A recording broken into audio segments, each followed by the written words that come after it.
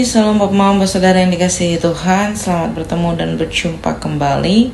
Oleh kasih dan penyertaan daripada Tuhan, saya senantiasa berharap Bapak Saudara semua dalam keadaan sehat walafiat dengan penuh rasa syukur kepada Tuhan. Pada hari ini kita akan membaca serta merenungkan firman Tuhan yang terambil dari kitab Injil Lukas pasal 17 ayat 1 hingga ayat yang ke-6. Sebelum membaca serta merenungkan akan firman Tuhan, saya mengundang kita menyatukan hati dan pikiran di dalam doa. Kita berdoa. Bapa di dalam surga, Bapa yang kami sembah lewat anak Yesus Kristus, terima kasih Tuhan untuk kasih setia dan penyertaan Tuhan di dalam kehidupan kami. Kami boleh bangun di pagi hari dengan tubuh sehat dan nyaman, serta menikmati berbagai aktivitas kami Tuhan. Pada saat ini Tuhan, kami akan membaca, mendengar, serta merenungkan akan firman Tuhan. Kami mengundang Tuhan hadir di tengah-tengah kami, menguduskan hati dan pikiran kami, agar apa yang kami baca, apa yang kami dengar, tidak berlalu begitu saja, tetapi boleh menjadi berkat bagi kehidupan kami. Mengampuni kami Tuhan, di dalam nama Yesus Kristus kami telah datang dan berdoa. Amin. Bapak Saudara yang dikasihi Tuhan, pembacaan kita terambil dari kitab Injil Lukas pasal 17 ayat 1 hingga ayat 6 di bawah perikop beberapa nasihat. Yesus berkata kepada murid-muridnya, tidak mungkin tidak akan ada penyesatan, tetapi celakalah orang yang mengadakannya. Adalah lebih baik baginya jika sebuah batu kilangan diikatkan pada lehernya, lalu ia dilemparkan ke dalam laut, daripada menyesatkan salah satu dari orang-orang yang lemah ini.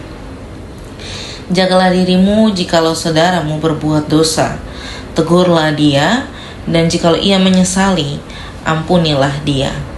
Bahkan jikalau ia berbuat dosa terhadap engkau 7 kali sehari, dan 7 kali ia kembali kepadamu dan berkata, aku menyesal, engkau harus mengampuni dia. Lalu kata rasul-rasul itu kepada Tuhan, tambahkanlah iman kami.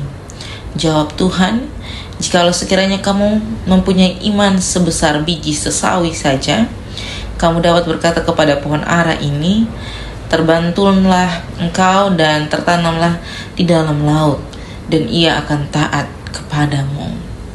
Demikian jauh akan firman Tuhan. Yang dikatakan berbahagia adalah setiap kita yang tidak hanya membaca, mendengar, tetapi mau melakukan di dalam kehidupan kita hari lepas hari. Shalom Bapak Saudara yang dikasihi Tuhan, selamat bertemu dan berjumpa kembali. Hari ini kita membahas dari kitab Injil Lukas terkait nasihat-nasihat yang diberikan Allah kepada rasul-rasul. Bapak Saudara yang dikasihi Tuhan, ini berbicara tentang penyesatan dan iman. Omong-omong tentang penyesatan, kita semua tentu tahu penyesatan itu seperti apa.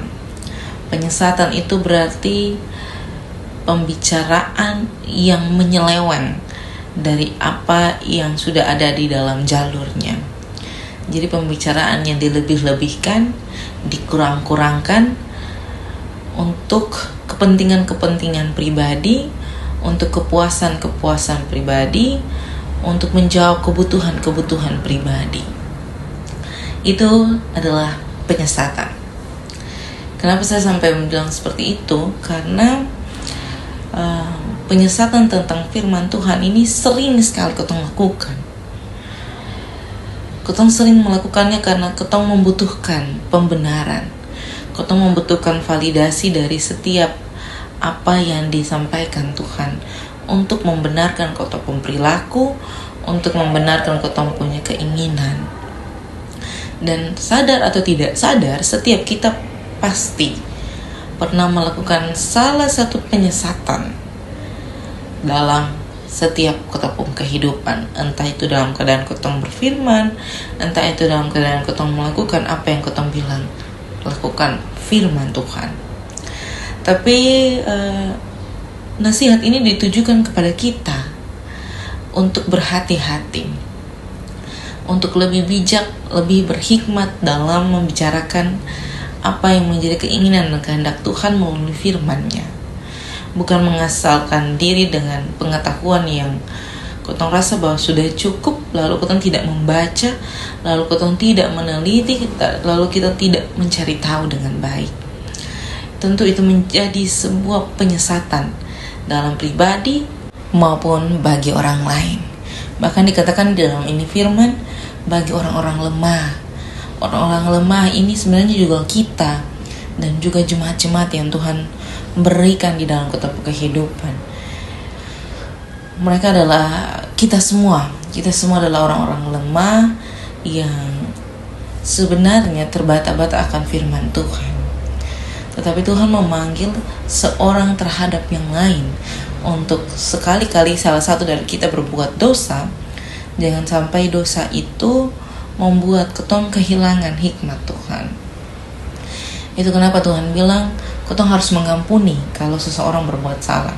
Entah itu berapa kali pun dia berbuat salah dalam satu hari, kalau ketika dia mau memberi diri untuk meminta pengampunan, ketong harus memberi pengampunan. Lalu tentu ini menjadi sesuatu yang sangat sulit bagi setiap kita sebagai manusia yang kadang ketong egois terhadap ketong sendiri, karena ketong tahu bahwa itu salah gitu. Rasul-rasul pun merasa demikian. Makanya ketika Tuhan bilang 7 kali dong lakukan dalam sehari, dan 7 kali pula mereka menyesali dong punya kesalahan dan minta pengampunan, kita harus kasih pengampunan. Makanya rasul-rasul bilang dong minta iman yang besar, karena untuk memberikan pengampunan sebagai seorang manusia, kita punya ego yang tinggi, dan pengampunan itu betul-betul harus dari kita sendiri, harus bertumbuh dari kita iman. Tetapi Tuhan menegaskan sekali lagi kepada rasul-rasul bahwa iman yang besar itu ada pada diri mereka. Tidak perlu mengukur berapa besarnya iman itu, tetapi iman itu akan menolong, memberikan hikmat, kebijaksanaan, dan memberikan mereka serta kita hati yang luas untuk mau mengampuni. Ini nasihat yang sangat luar biasa bagi kita semua, Bapak Mama. Mari kita semua menyimak, mari kita semua mendengar, mari kita semua melakukan apa yang menjadi keinginan dan kehendak Tuhan. Jadilah berkat dimanapun Bapak Mama Saudara semua berada. Tuhan menolong dan memberkati kita semua. Amin untuk firman Tuhan. Untuk menutup perenungan pada saat ini, kita menyatukan hati dan pikiran kita di dalam doa. Kita berdoa. Bapa kami yang di surga, dikuduskanlah nama-Mu, datanglah kerajaan-Mu, jadilah kehendak-Mu di bumi seperti di surga. Berikan kami pada hari ini makanan kami yang secukupnya, dan ampunilah kami akan kesalahan kami, seperti kami juga mengampuni orang yang bersalah kepada kami. Dan janganlah membawa kami ke dalam pencobaan, tetapi lepaskanlah kami daripada yang jahat. Karena Engkau yang punya kerajaan dan kuasa dan kemuliaan sampai selama-lamanya. Amin. Salam Bapak Mama Saudara sekalian, selamat beraktivitas. Tuhan memberkati dan menolong kita semua.